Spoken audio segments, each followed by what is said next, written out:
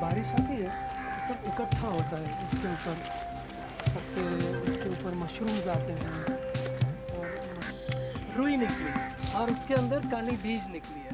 My name is Himanshu Prem Joshi. All my life I have been campaigning to protect the environment in India, and I now arrange eco tours to nature parks and wild regions. वो senses कहते हैं ना हम उसको. Our 5 senses. You should always be alert and use those 5 senses when you are in the forest or whenever you are in nature. ये बच्ची देखो. Like most Indians, I am a Hindu, and traditionally my religion reveres nature. I believe that faith can inspire us to protect the natural world. सूखे पेड़ में रहता है.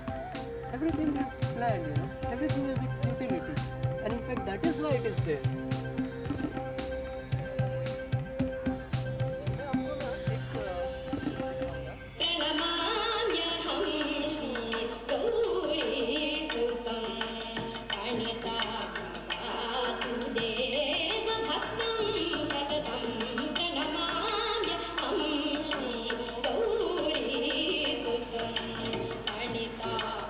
For me as a Hindu, the temple is a very holy place, and I often come here to make my devotions.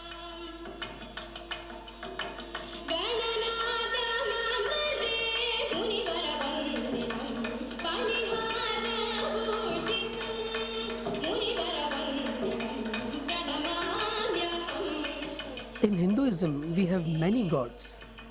One of the most popular is the elephant god Ganesha, who you will see in most temples. Well, you see, the Hinduism or the Indian thought is totally related to nature and wildlife. And in the Hindu thought, you don't even know where nature ends and Hinduism begins. They are so fully well integrated with each other. And if you notice the gods, they always are connected with some or the other animal. The monkey god Hanuman, who's the god of wind and strength. You'd also find the great god Vishnu reclining on the cobra. So almost all gods have something or the other in nature woven around them. It simply signifies that you protect and respect nature. You keep the ecological balance intact.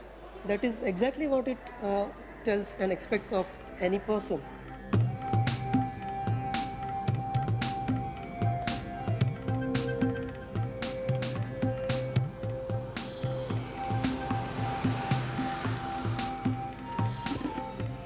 Many a time, I bring tour groups to the remoter regions of India.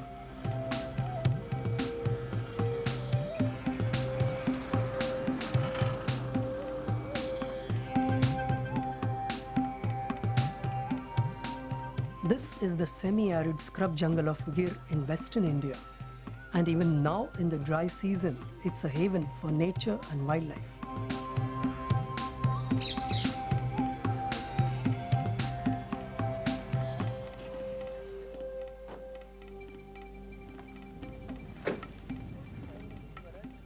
All these young people are from cities, and this is a rare chance for them to experience one of the few remaining wild areas of India.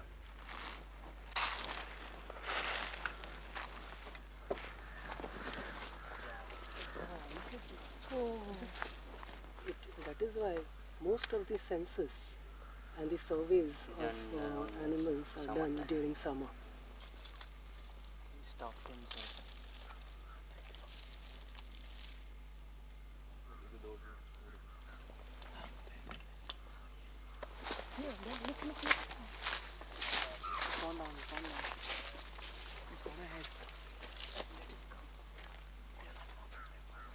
This magnificent animal is an Asiatic lion.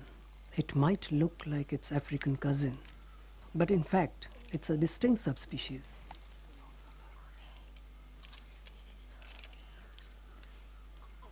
This kind of lion was once found all across Asia, but human activities have now reduced it to this small pocket in this part of India, the last population of its kind in the world.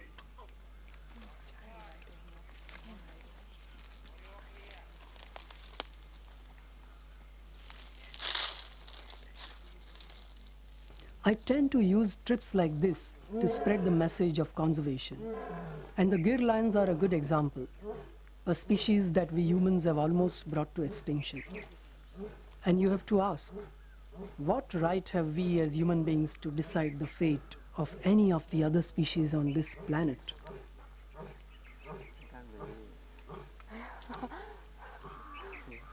Sometimes when I see these things, I feel very sad that everything just keeps going away, and there are hardly a handful of people who may be concerned. We want to see you, I mean, not only concerned, but if possible and wherever possible, trying to make any little contribution. Our Vedas have taught us to give what you have. If you have strength, you give strength. If you have, say, wisdom, you give wisdom. If you have intelligence, you give that. If you are a journalist, try and find what's going wrong with the environment today. Sir, I think just spreading the awareness on paper doesn't work. Absolutely. They have to actually come and see like how we are seeing. Then only they'll have some affection towards wildlife. The Otherwise, only way reading to articles, lead even is we do so much. through example. Yeah, you Yeah. have to set an example. Yeah, because when you come here, you start loving the place, you start loving the environment, you like the atmosphere, and then you want, and then you see the stark difference between your urban, dirty lifestyles, if I may call it, Yeah, it is. and see this world. Yeah, and you see how important and how beautiful all this is.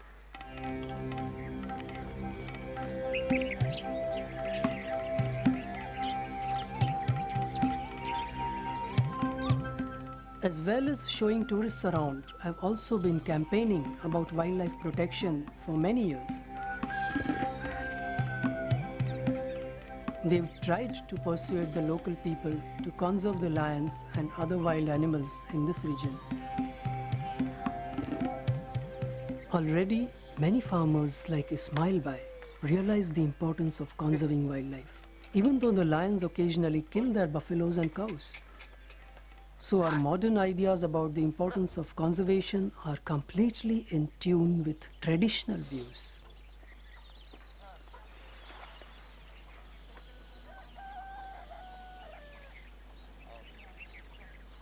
ધર્મને કારણે હા ધર્મને કારણે જોડાયેલા છે. નરસિંહ ભગવાન રૂપ અવતાર ધારણ કરેલું છે, સિંહમાં હરિનો વાસ છે, એવું પણ લોકવાયકા બોલતા હતા. પછી ઘણા રિસર્ચકારોએ એવા રિપોર્ટ આપેલા જુનાગઢ નવાબને કે ભાઈ સિંહ રાખવા જરૂરી છે, આ એશિયા ખંડમાં બીજે નથી. એની પાછળ પણ એનું રક્ષણ થયેલું જ છે ને. The religion clearly preaches not to kill anything, not to kill animals, birds. In fact, Emperor Ashoka in the 2nd century BC, that is over 2000 years ago, said that they should not be killing wildlife, and some of the scriptures even exist till date. And in fact, our national emblem has lion in it. So everybody is aware that lion is an important animal.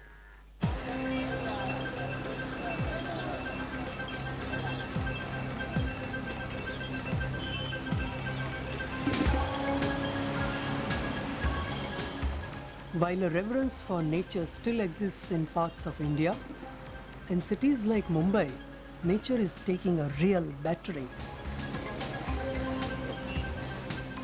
Mumbai is a mega city with mega environmental problems.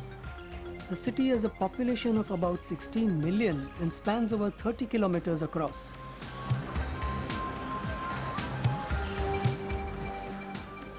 We have the biggest slums in Asia and some of the worst air pollution anywhere.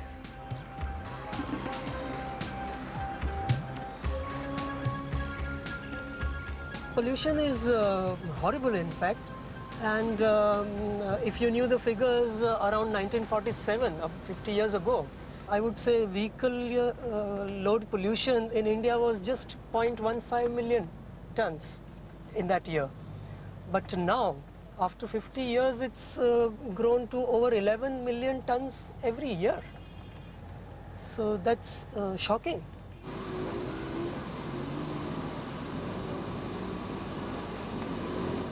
Garbage problem is a major problem here. all kind of waste is generated in very huge proportions, and people just tend to keep using and using things and then throwing metal and rubber and glass and plastics everywhere. I would say that population is probably the root cause of all the problems, because it's the problem of numbers and the resources. You can't really have just a little space and then millions of people are depending on it. What happens is that people keep increasing and their demands grow higher and higher, and then obviously there is very little place. It, creates hypertension and stress on people.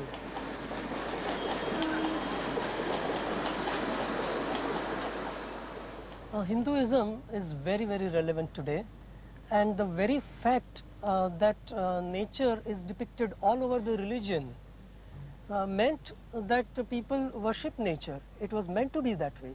You protect the ecological balance, you don't disturb what the universe has created. You are not meant to be disturbing this balance. Now we have totally messed up, and people have totally misinterpreted the religion, and it's really taking a toll.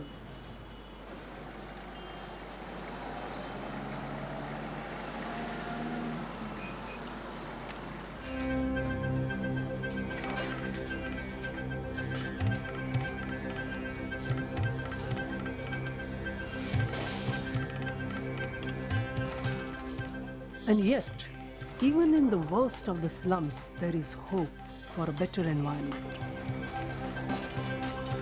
We Indians have a genius for recycling, and this is already helping to control the garbage problem in Mumbai.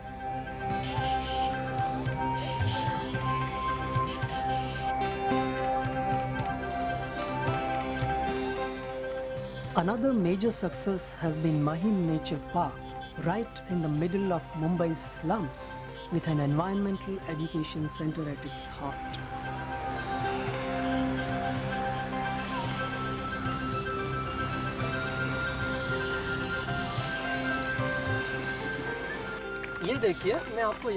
I helped to create this park, which amazingly is built on a huge rubbish dump of city waste.